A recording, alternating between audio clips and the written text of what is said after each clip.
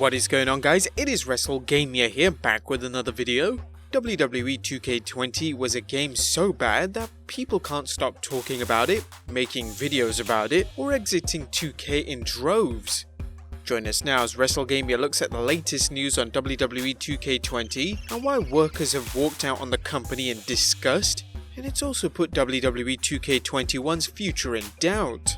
Be sure to subscribe and hit that notification bell for more videos like this.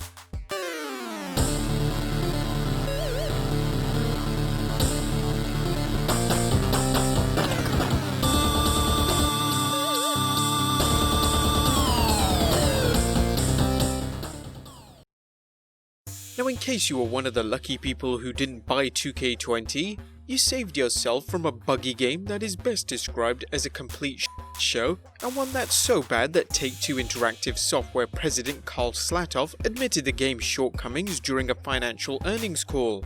Now, 2K tried to rectify things by issuing a patch, but fans report the patch did little to repair a broken game. But could things get any worse? Well, it turns out they have, at least according to gamer, designer and YouTuber Justin Leeper, who recently revealed a large number of 2K employees bailed on the company over their disgust with the game. Justin Leeper is a name you might not recognize unless you follow the inner workings of video games, but nevertheless, Leeper is someone with insight into game development, as he was heavily involved with the games from 2009 through to 2011, writing, directing and designing the games. Since then, he has talked about the debacle known as WWE 2K20, and judging from his latest video, the future looks bad not only for WWE 2K21, but for 2K's relationship with the WWE. I've heard about a double-digit number of people on the team who quit. They haven't quit for other stuff, they just quit because it's like, man, I don't want this stink on me anymore. I don't care what I'm doing, I'm leaving, I'm taking my stuff and going. Speculating on this big departure, it's possible that team members saw little or no effort to salvage the game and didn't want to be associated with it.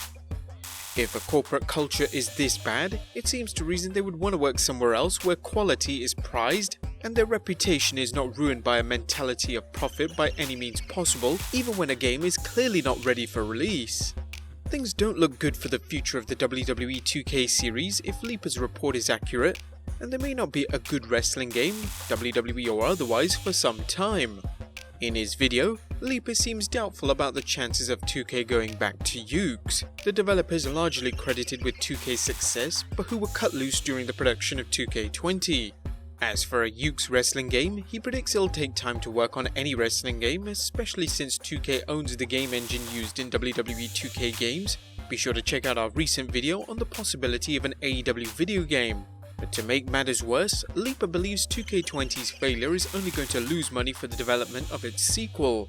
With less people working on the game and a smaller budget, a good WWE 2K21 game is as likely as Kofi Kingston beating Brock Lesnar during SmackDown's Fox premiere was. 2K seems to be making the best of a bad situation in terms of cutting their losses, with the game heavily discounted on Black Friday, with deals ranging from $29.95 for Xbox Gold members to $30 at Amazon, digital only. Incredibly, the game was a top 10 seller despite its terrible reviews. Naturally, the first question that comes to mind is why 2K hasn't issued partial refunds or digital credits such as complimentary DLC to people who pre-ordered a game that was unfit for release. The answer seems to be they don't care. In Leeper's opinion, 2K20 was a bad copy of WWE 2K18. He seems to feel 2K copied the design of 2K18, and without Yuke's full involvement on WWE 2K20, the result was the debacle fans are still complaining about. Furthermore, Leeper argues there was likely little quality control as 2K was focused on ironing out any bugs for its more profitable NBA 2K game. WWE 2K20 was apparently not a priority for quality control in 2K's view, so is it any wonder why 2K is such a dud? Regrettably, Leeper seems to feel 2K did everything it could to release 2K20 despite it being a bad game. He suggests that WWE was in no position to call out 2K for producing a bad game. In terms of Sony and Microsoft approving the game, Leeper even goes so far in one video as suggesting the companies may have received a check to turn a blind eye to a game that was unacceptable for release. Whether or not these claims are true, it is disturbing that a console system would let such a bad game get released, but history records a good number of games that should have never seen the light of day. At this point, it remains to be seen whether the WWE will deliver an ultimatum to 2K or continue cashing the checks they get from licensing the game. Currently, it appears that 2K is happy taking the money from gamers who bought a broken game, while the WWE is content making money from a poorly designed product. But there you have it guys, the latest on the disaster known as WWE 2K20 and what it means for future WWE games. Do you think there's any hope for WWE 2K21? Be sure to leave your comments down below, subscribe if you haven't already, follow us on Instagram and Twitter, and I'll see you next time with some more wrestling video game content.